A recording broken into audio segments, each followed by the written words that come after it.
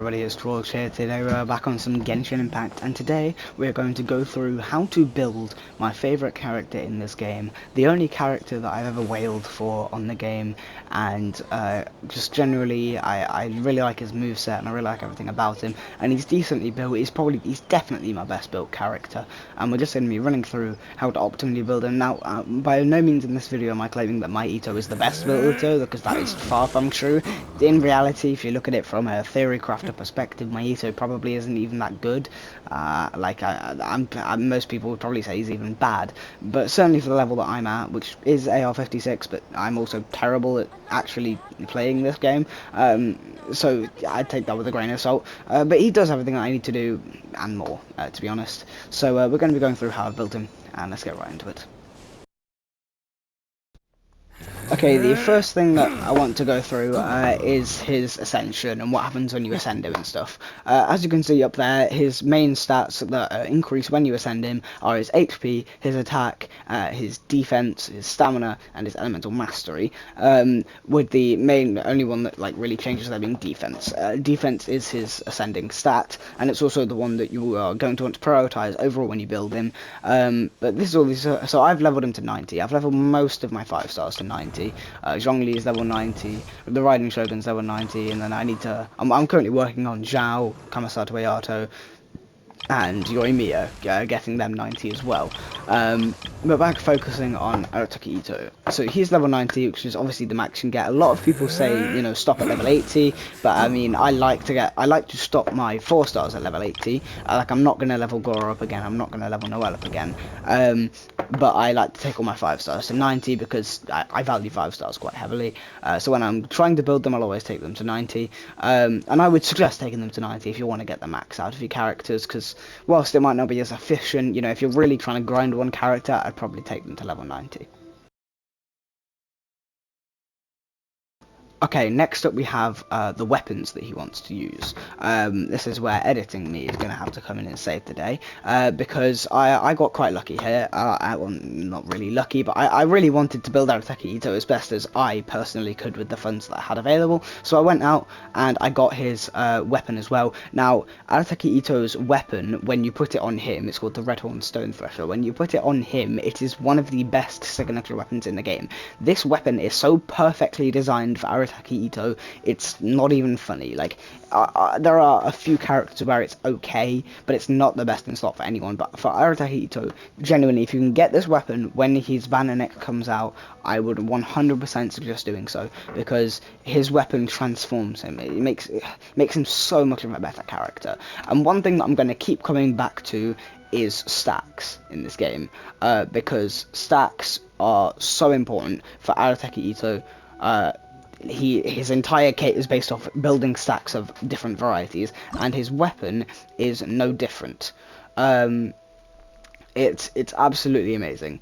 And I highly suggest picking it. Its main stat is crit damage, which is huge. Like, if you look there, I get 88.2% crit damage just from my weapon, which is an insane amount of crit damage. It's so good. Also, it increases the defense by 28%, and the normal and charged attack damage, which is where a vast majority of your, in fact, all of your damage comes from, because you get it increased by 40% of defense. Again, your defense is going to be very high, so this weapon increases defense, and then increases your attack by a percentage of that defense. And when you're in your alt mode, which is where 99% of your damage comes from, you're only going to be doing normal and charged attacks. And I'll go through his kit later. So that's just it's a very good weapon, because it increases it by everything that you need to increase by. It also has all of this if you want to read a novel about it. Some free-to-play weapon options. So some of his best free-to-play weapon options, if you're not pulling for his signature weapon, which again, if you have the funds, I massively recommend you do, because it's an incredible signature weapon.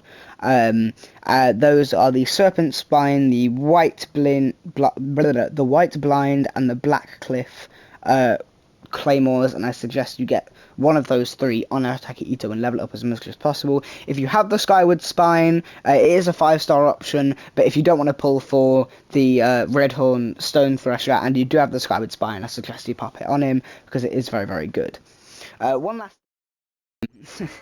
Next up, we're going to have artifacts. And artifacts is where you really want to like build the bread and butter of your Arataki Itto. The 4 set is obvious because he has a 4 set specifically made for him, and that 4 set is the Husk of Opulent Dreams. On 2-piece set, it increases defense by 30%, which again is a very, very important thing for Arataki Itto. You really want to improve his defense as much as possible because that's what his damage scales off, especially if you have his weapon and stuff like that. So, here, yeah, so 2-piece set, defense by 30%. 4-piece set is where it really comes into its own. I do not suggest running Arataki Itto with anything other than a 4-piece set of Husk of Opulent Dreams. You can run a 2-piece set of Husk of Opulent Dreams, and then, I don't know, I mean, there's not really another fantastic. I guess you could run 2-piece gladiators if you wanted to, but I would 100% suggest running 4-piece of Husk of Opulent Dreams. So the 4-piece, when you get it 4-piece set, you get a character equipped with this artifact set will obtain the curiosity effect in the following conditions. When on the field, the character gains 1 stack after hitting an opponent with a Geo attack. Obviously, this is so clearly made for Arataki Itto, it's insane, and this is what I was talking about with stacks earlier. Triggering a maximum of once every 0.3 seconds. When off the field, the character gains 1 stack every 3 seconds. Curiosity can stack up to 4 times, each providing 6% death, there you go, and 6% geo damage bonus. So this is literally made for him. This increases his damage by loads just by having the 4% increase. And also, obviously, you want to kit out those. The stats you want to focus on your artifacts are defense, crit rate, and crit damage, which is why this piece sucks dick. It's okay, because it's got the defense main stat, which is the only reason I leveled it to 20, because I could not for the life of me get another piece with defense main stat. But the fact that it has no crit rate and no crit damage kind of sucks. I leveled it to 20 purely for the defense percent, but also because it does have 2 attack and a defense, but it's not even defense percent, so it's kind of a bit annoying. But there you go, you know, it's not the greatest piece in the world. Some would even call it a bit bad, because crit rate and crit damage are not there. And that is those are 2 of the top 3 most important things you want to build him with. Next up with the feather, that it's stuck to attack, but I built this chiefly because it had both crit rate and crit damage, which is very, very good. It rolled elemental energy recharge a lot, but I actually don't mind that because it means that my Itto can regain his ult each time going through a full ult cycle. So the energy recharge I don't mind. I would have liked it to roll in crit rate and crit damage a bit more, and not so it rolled a decent bit in elemental mastery, which really peeved me off. But if you look through my other pieces, there's nothing else that can really compare to it, because none of them even have a crit rate or crit damage on them, so I kind of had to go with this piece. And it's not a terrible piece, but I would have liked that elemental mastery to not roll quite so many times. Next up we have the flower, which is locked HP, so that really doesn't matter. But again, it had crit rate and crit damage on. I would have liked there to be a little bit more crit rate on this piece, but it rolled so much crit damage, it's ridiculous. This one piece added 20% crit damage to my Arataki Itto, so that's an insane amount of crit damage just for one piece to gain. I would have liked crit rate to roll a bit more.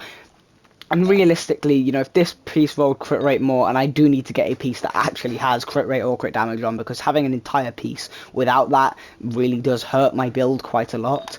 But so those are those 3. Then we have the goblet, which is geo damage bonus. So this is my off piece. It had geo damage bonus, which was obviously absolutely huge for Arataki Itto. It also had defense, crit rate, and crit damage, and I believe it rolled one of those 3 things every time. This is probably one of my better pieces because it's spread out nice and evenly. It rolled crit rate a decent amount of time, adding 10%, rolled crit damage to 14%, so I really like this piece. I think it's a good piece.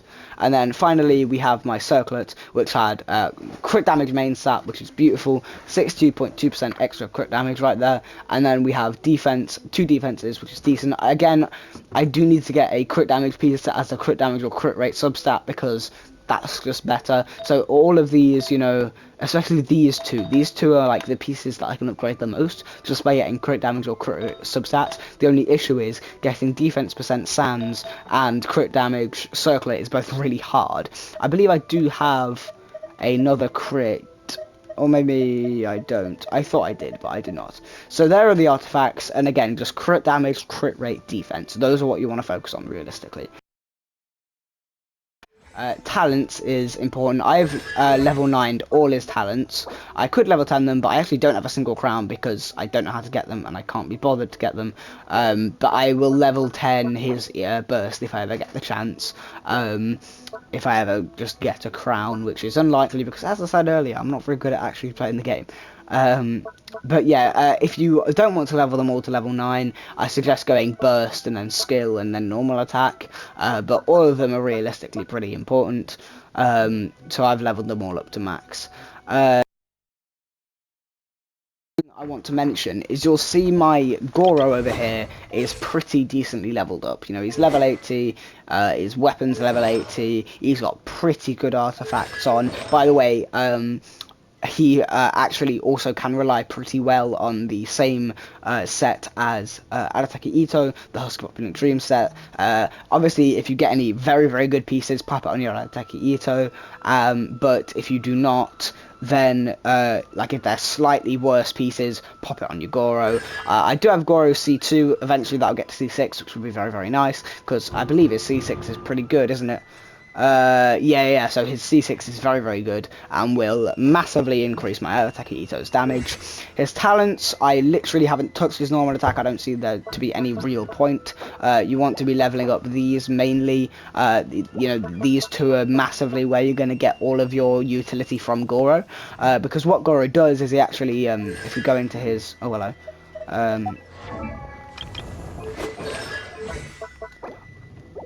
What Goro does is if you look over here, we'll just go to here because this ult is basically just a moving one of them. So over here, this is where Goro's massive utility comes through. So he provides up to 3 buffs to active characters within the skills AoE based on the number of Geo characters in the party at the time of casting. 1 Geo character adds Standing Firm, which is a defense bonus. 2 Geo characters adds Impregnable, which increased resistance to interruption, and 3 Geo characters adds Crunch, which is a Geo damage bonus. You can only deploy one of them at a time, and if you hold it, you can adjust the location of the skill. The reason this is so impactful is because the defense bonus increases Itto's attack, which is we've already spoken about defense being one of his most important stats. The increased resistance to interruption means like combined with Zhongli's shield, which is a character we'll talk about in a second, that makes it so that Itto will not get interrupted and he can use his charge attacks and his like everything in kind of sequence, and he can just do that without getting knocked back by any big enemies. And the crunch geo damage bonus, that's obvious. Itto does geo damage, a bonus to that is nice. And it's also why you'll see Itto paired with Goro in a what's called a mono geo team or a quad geo team. It's basically where all 4 characters in your team are all geo. So you are limiting elemental reactions because obviously geo cannot deal with elemental reactions. It doesn't do it. It has one that just creates elemental shields, but it's a bit crap. No one really considers it as an elemental reaction. But if you do have 4 geo characters, then Itto can be fully utilized to buff up Goro can be fully utilized to buff up Itto's damage as much as possible, which is very nice. The third member of Itto's best team is Zhongli. He is another 5-star, so that makes him a bit less free to play. He also likes Osmanthus wine, which you will find out very quickly. If you don't know who Zhongli is, basically just the best shielder in the game. He is the Archon of Geo, which essentially makes him the best Geo character. He's not really meant to be a main DPS, although you can build it as such, but all of his utility comes from his skill, which you can look here. It just creates a ridiculously powerful shield. His ult is also very, very good. It's just a massive, huge, like, Geo damage. And I'm not really going to go through how to build them, but he's an important character to have alongside him because it increases Arataki Itto's resistance, which means that he can do more damage. The 4th character of his optimal team is actually not Noelle, who you're seeing at the moment. It is actually Albedo, who is a 5-star. I failed to get Albedo because I lost his 50-50, which meant that I just couldn't obtain him, and I kind of have to deal with what I have. Noelle is a good option. Noelle can provide extra shielding, she can provide some healing to your team, but in reality, if you want the full capabilities, you're gonna want Albedo, and I will probably do an updated guide on I get Albedo, and whenever Albedo comes out, I'm gonna pull on his banner, because I really, really want him to complement these guys. But that should be everything. One final thing, I'm going to do a quick Arataki Itto showcase, just so you can see how to play him, because there is techniques that you need to do to get the most out of your Arataki Itto, because you do have to time charge attacks and stuff. So I'm just going to go through it. We're going to jump into a pretty easy floor of the Spiral Abyss, and I'm going to show you how I play Arataki Itto. Okay, so just quickly before I start the challenge, the main rotation that you want to work with is you want to use, this is the personal rotation that I found that works the best.